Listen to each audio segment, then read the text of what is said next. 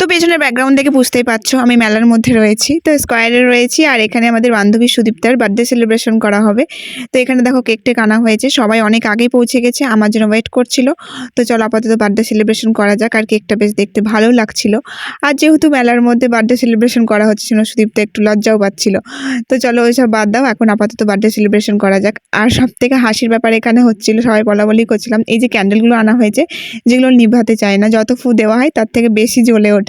তো বেচারি অনেকক্ষণ ধরে ট্রাই করছিল, বাট হচ্ছিল না। তো আমরা বললাম বার্থডে ওটা নিভবে না, তুই আপাতত কেকটা কাটিং কর। তো বেচারা দেখতে পাচ্ছে তো হেসে পাগল হয়ে যাচ্ছে।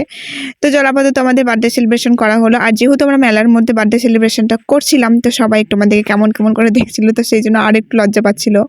তো বেশ আমরা বার্থডে সেলিব্রেশন করলাম সবাই মিলে, অনেকদিন পর দেখাও হলো, তো বেশ মজাও হলো। তো চলো আপাতত বার্থডে সেলিব্রেশন করার পর আমি চলে যাবো বাড়ি, কারণ আজকে আমাদের বাড়িতে বেশ ভালো মন্দ খাওয়া দাওয়া হচ্ছে।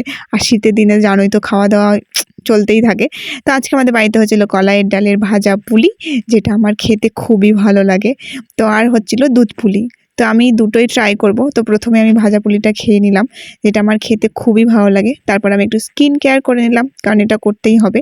তো লাস্টে আমি ডিনারের জন্য করে নিলাম দুধ পুলিটা, তো যেটা আমার ভালো লেগেছিল, বাট একটু অন্যরকম টেস্ট হয়েছিল আজকে, মাকে আমি সেটাই বলছিলাম। তো চলো টাটা, দেখা হচ্ছে নেক্সট ব্লগে। আর ভালো লাগলে অবশ্যই চ্যানেলটা সাবস্ক্রাইব করে দিও।